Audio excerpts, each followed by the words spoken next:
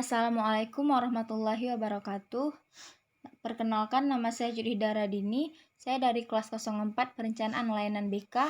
Jadi saat ini saya akan menjelaskan tentang program BK yang dilaksanakan di SMA Negeri 5 Banda Aceh berdasarkan AUM umum. Jadi daftar topik yang akan saya bahas yaitu yang pertama rasionalisasi, kemudian dasar hukum, visi dan misi, deskripsi kebutuhan, rumusan tujuan, komponen program, bidang layanan, action plan, pengembangan topik, evaluasi, pelaporan dan tindak lanjut, sarana dan prasarana, anggaran biaya, program semester, dan lampiran. Jadi yang pertama itu saya akan menjelaskan tentang rasionalisasi. Jadi pada saat ini itu layanan bimbingan dan konseling yang diselenggarakan di SMA Negeri 5 Banda Aceh ini memiliki banyak sekali tantangan baik itu secara internal maupun eksternal. Jadi sebagian besar masalah yang dialami oleh peserta didik ini itu bersifat kompleks. Jadi faktanya sendiri itu sejalan dengan hasil asesmen yang telah dilakukan, yaitu sebagian besar peserta didik di kelas 11 IPS 2 ini membutuhkan informasi pekerjaan yang dapat dilakukan sambil belajar. Serta peserta didik ini masih belum mengetahui kesehatan yang diberikan oleh sekolah. Belum mengetahui mengenai struktur kurikulum sekolah dan masih ingin mengenal tentang pekerjaan jasa dan ingin mengetahui strategi memasuki pendidikan lanjutan. Kemudian dasar hukum yang ada dalam program BK ini. Yang pertama itu Undang-Undang Republik Indonesia Nomor 20 Tahun 2003 tentang pendidikan, kemudian Undang-Undang Republik Indonesia Nomor 14 Tahun 2005 tentang guru dan dosen, kemudian dalam Peraturan Pemerintah Republik Indonesia tentang guru yang ada dalam Pasal 54 ayat 6.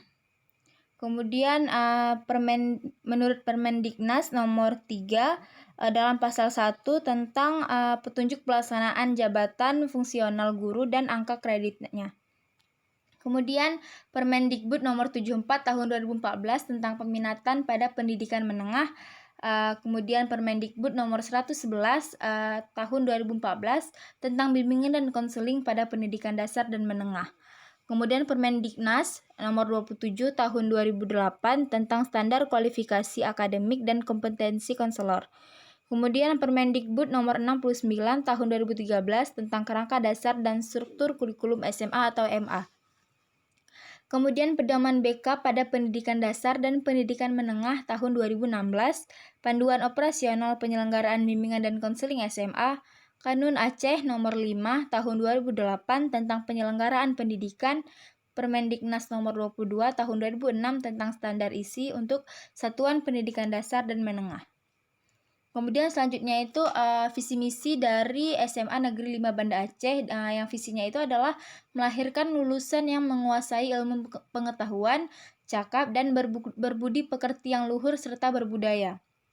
Visinya yaitu yang pertama meningkatkan proses belajar mengajar yang baik dan berkualitas. Yang kedua melaksanakan sistem pembelajaran yang mengandung nilai-nilai Islami.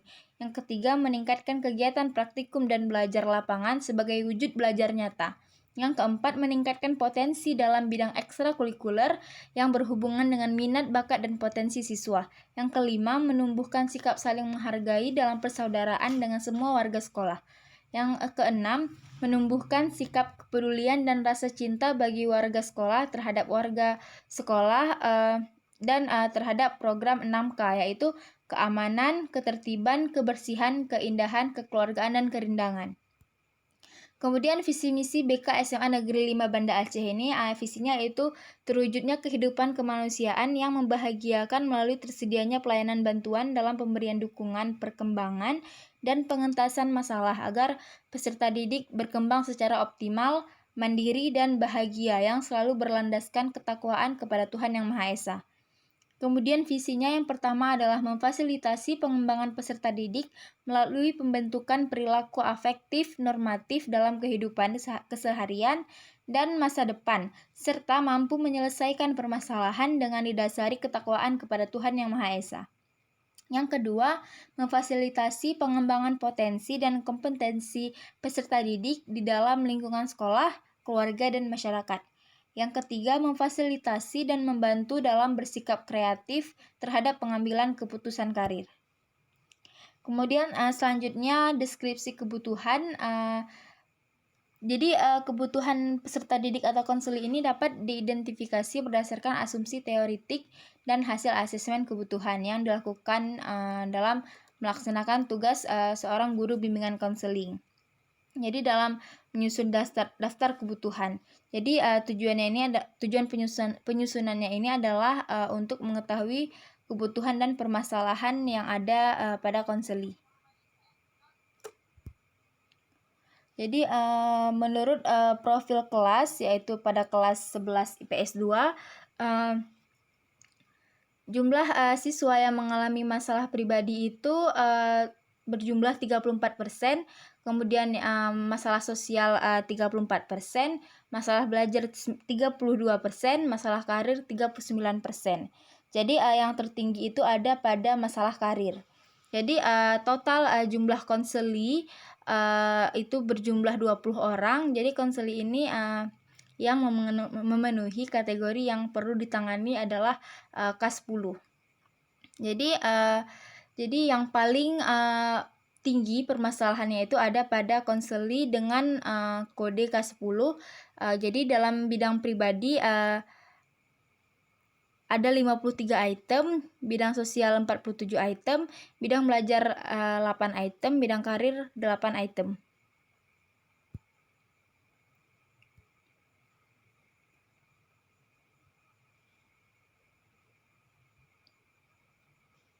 Kemudian rumusan kebutuhan. Jadi rumusan kebutuhan ini bertujuan untuk menganalisis dan memberikan asumsi mengenai kebutuhan siswa berdasarkan data input sebelumnya yang guna untuk memfasilitasi dalam tugas perkembangan layanan bimbingan dan konseling.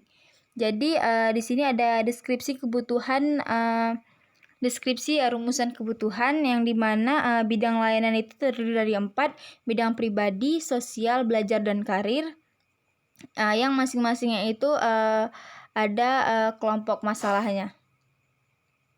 Kemudian terdapat banyak hasil asesmen kebutuhan dengan dilengkapi deskripsi kebutuhan.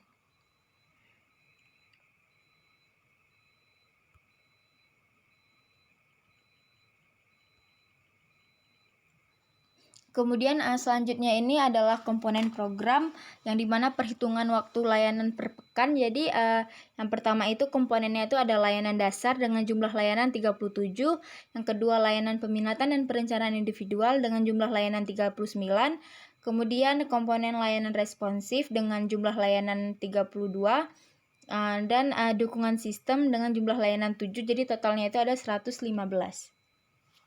Jadi dalam bidang layanan ini yang pertama itu pribadi. Jadi peserta didik atau konseli ini untuk memahami, menerima, mengarahkan, mengambil keputusan dan merealisasikan keputusannya ini secara bertanggung jawab dengan perkembangan aspek pribadinya. Kemudian pengertian dari sosial ini adalah peserta didik ini memahami lingkungannya dan dapat melakukan interaksi sosial secara positif, mampu menyesuaikan diri dan memiliki keserasian hubungan dengan lingkungan sosialnya.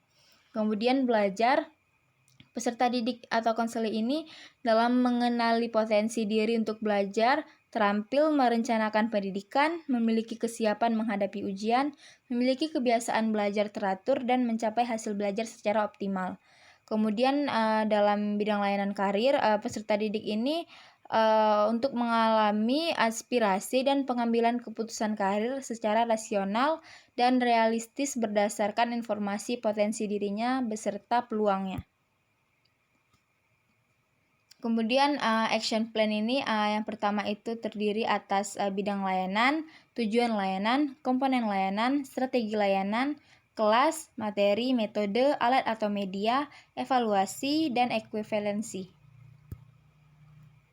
Nah, jadi dalam rencana operasional ini atau action plan ini layanannya itu ada 4, pribadi, sosial, belajar, karir, dengan dilengkapi tujuan layanan, komponen layanan, strategi, materi layanan, metode, media, dan ekuivalensinya.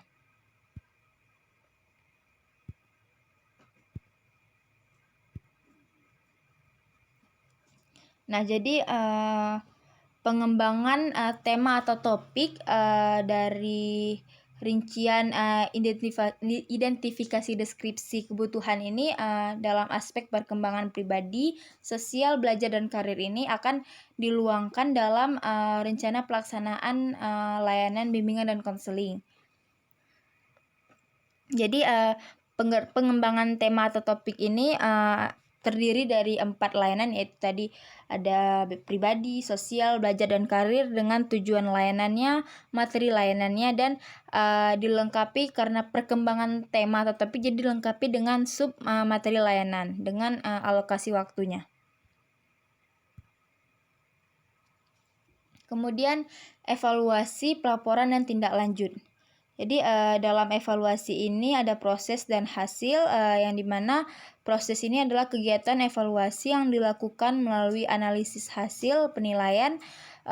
Proses ini selama kegiatan pelayanan bimbingan dan konseling ini berlangsung.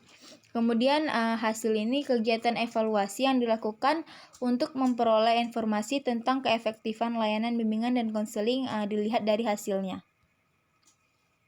Kemudian pelaporan yaitu langkah lanjutan setelah evaluasi. Jadi isi dalam pelaporan ini lebih bersifat mendeskripsikan dan memberi uraian analisis terhadap hasil-hasil yang telah dicapai dalam kegiatan evaluasi sebelumnya.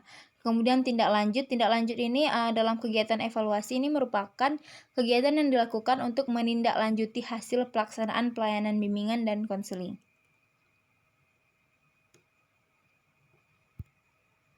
Kemudian ada sarana dan prasarana. Jadi sarana dan prasarana ini berisi fasilitas dan perlengkapan yang mendukung terhadap keterlaksanaan program bimbingan dan konseling. Jadi dalam uraian kebutuhannya ini ada ruang bimbingan dan konseling, alat tulis kerja, dan paket data atau kuota.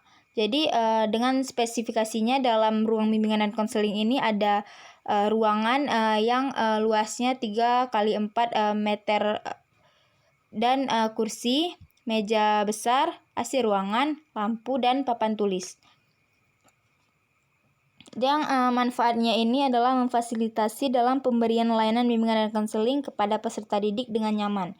Kemudian alat tulis dengan spesifikasi kertas A4, spidol whiteboard, pulpen, dan penjilidan. Kemudian manfaatnya itu memudahkan dalam pengadministrasian dan penyusunan program BK. Dan kemudian ada paket data yang bermanfaat untuk memudahkan dalam penyusunan media BK dan sebagai alternatif penunjang cyber counseling. Kemudian anggaran biaya, rencana anggaran biaya ini berisi uraian kegiatan dan rincian besar anggaran yang dibutuhkan, serta jumlah besar anggaran ini menunjukkan kebutuhan besaran anggaran untuk mendukung keterlaksanaan program bimbingan dan konseling. Jadi ini berikut ada lampirannya dengan jumlah totalnya itu 15.500.000. Kemudian program semester ganjil, yang dimana dalam program semester ganjil ini ada jenis kegiatan dan layanannya yang meliputi persiapan. Yang pertama dengan bidang bimbingannya itu ada pribadi, sosial, belajar, dan karir. Kemudian ada fungsi bimbingan dan konselingnya, tujuannya dengan pada program semester ganjil yang pertama ini waktunya itu dilaksanakan dalam bulan Juli, Agustus, September, Oktober, November, dan Desember. Kemudian yang kedua itu layanan bimbingan dan konselingnya ini meliputi bimbingan klasikal. Ini dalam ruang lingkup layanan dasar yang terdiri dari bimbingan klasikal,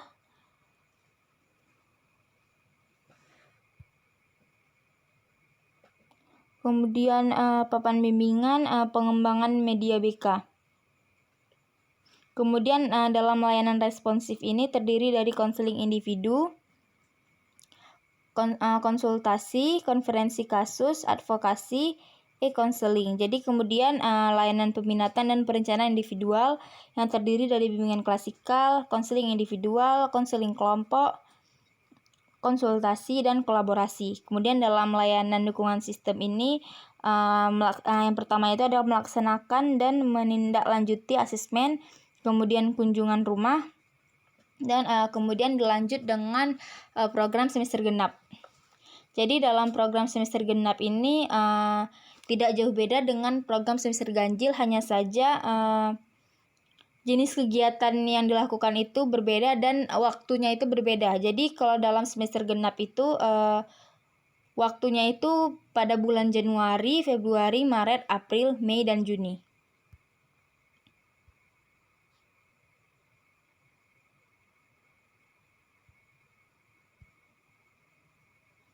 Kemudian RPL bimbingan klasikal.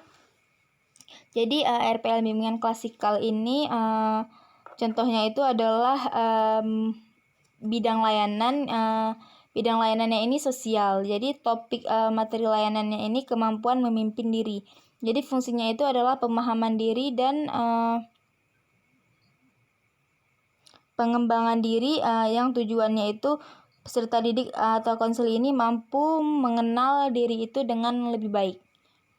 Kemudian sasaran kegiatannya ini yang dilakukan di kelas 11 IPS 2.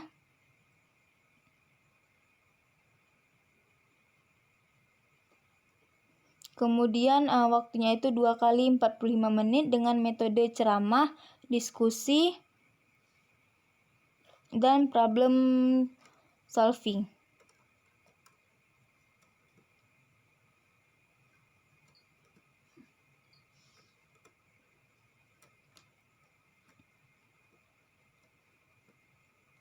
Kemudian yang kedua ini ada RPL bimbingan kelompok.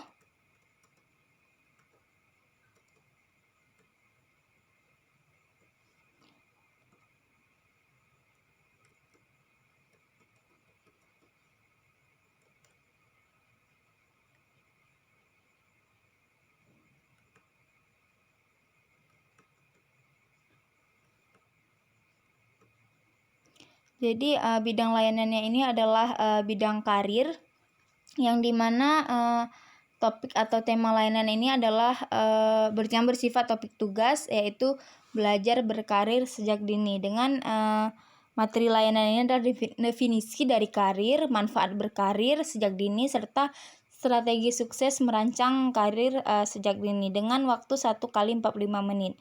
Jadi tujuannya ini adalah peserta didik atau konselor ini mampu memikirkan dan memilih pekerjaan yang akan dijabat nantinya dengan metode diskusi, tanya jawab, dan dinamika kelompok dengan menggunakan media PPT, kertas, infokus, dan kursi secukupnya.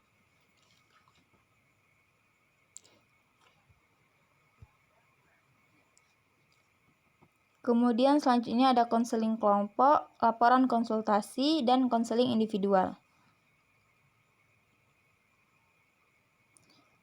Jadi dalam konseling kelompok ini terdiri dari beberapa kode konseli dan dilaksanakannya ini pada hari Sabtu tanggal 26 Maret 2022 dengan dalam pertemuan ke-1 dengan waktu 1 kali 45 menit. Topiknya itu adalah pribadi salah seorang guru ini menyebabkan saya merasa sebal terhadap pelajaran dan saya enggan memperhatikan pelajarannya. Dengan media yang diperlukan itu disesuaikan dengan kondisi dan situasi.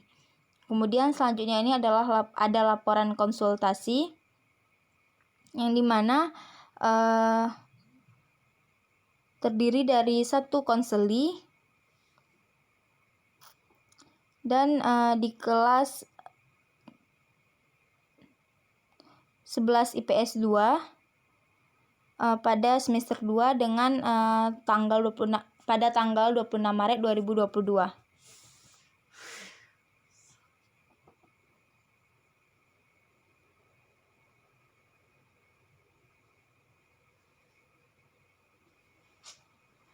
Dengan topik pembahasan hubungan kurang harmonis dengan teman yang konsultannya ini atau narasumbernya yang berinisial K5.